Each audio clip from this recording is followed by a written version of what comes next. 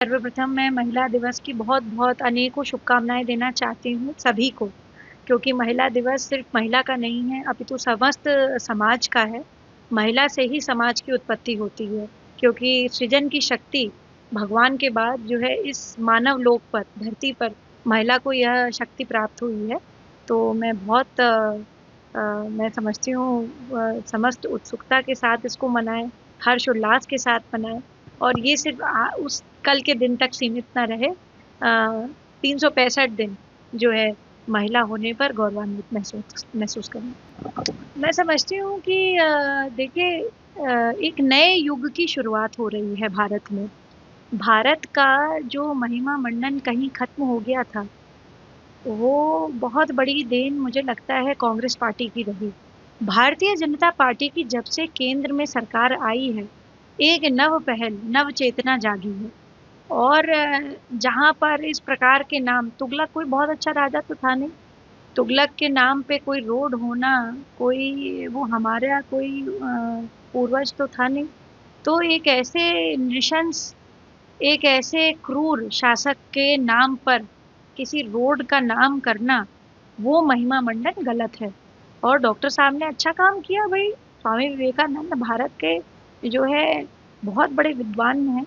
बहुत बड़े विद्वान उनकी गिनती जो है सिर्फ़ अपितु भारत में नहीं विश्व के ज्ञानियों में होती है।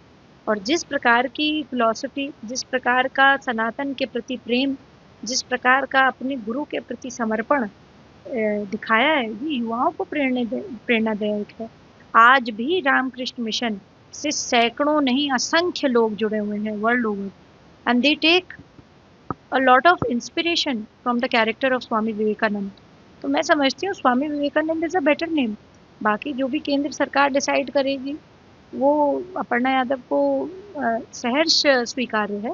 परंतु डॉक्टर साहब ने जो यह मुझे लगता है एक कार्य किया है, ये प्रशंसनीय है।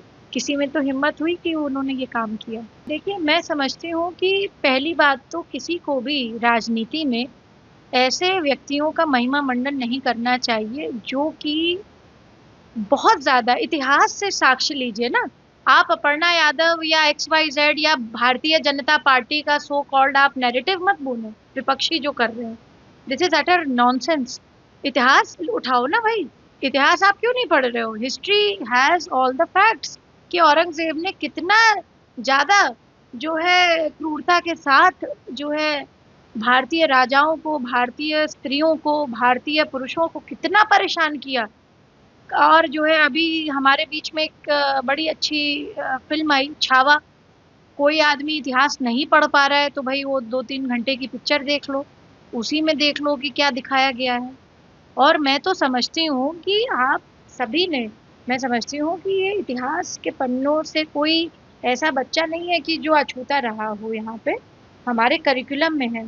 जितने लोग हैं पढ़े-लिखे, उन सबको पता है कि औरंगज़ेब ने क्या-क्या क्रूरता करी है भारतीयों के साथ। ऐसे व्यक्ति का जो है एक व्यक्ति जो पॉलिटिक्स में है वो बिन मतलब में उसको जो है कीर्तिमानित कर रहा है, बड़ा उसका महिमा गान कर रहा है। इसकी क्या आवश्यकता है भाई? उसको आप खुदा से कंपेयर कर रहे हैं। खुदा मतलब ईश्वर। और ईश्वर जो है अभी रमज़ान का पाक महीना चल रहा है मुसलमान भाई-बहनों के लिए। ये भई उसके खुदा हो सकते हैं औरंगज़ेब, परंतु मुसलमान भाई-बहनों के खुदा खुदा ही हैं। तो भारतीय व्यक्ति कोई ज़रूरी नहीं है वो हिंदू हो, मुस्लिम हो, सिख हो, ईसाई हो, बहुत समझदार है।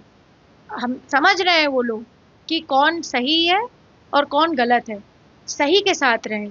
गलत जो चीज़ें बोल रहा है उसका मैं पूर्णतः बहिष्कार करती हूँ, वो कोई भी हो। वो अगर मेरे पक्ष में भी अगर कोई मतलब पक्ष मतलब मेरे पार्टी से भी अगर कोई बोल रहा होता तो मैं उसका भी करती। परंतु ये तो विपक्ष की पार्टी के हैं तो मैं तो बिल्कुल कहती हूँ कि भई आप इतिहास उठाइए, पढ़िए उसमें कितनी क्रूरता के साथ उन्होंने ये सब किया। आप उस पर उसका बिन मतलब की बात कर रहे हैं। और अपने आप को देखिए ये छोटी-छोटी बातें करके अल्ल-बल्ल बोल करके थोड़ी ना आप अपने आप को चमका देंगे राजनीति में। We have to do responsible politics.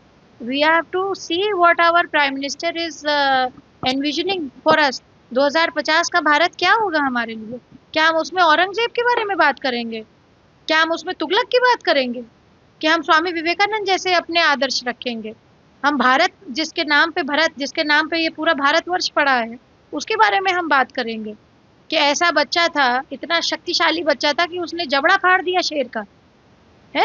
तो ये बात करें ना इतिहास पे फिर बात ये लोग। देखिए, होली और जुम्मा पहली बार नहीं है कि एक ही बार पड़ रहा है, बहुत बार हुआ है कि एक बार पड़ रहा है।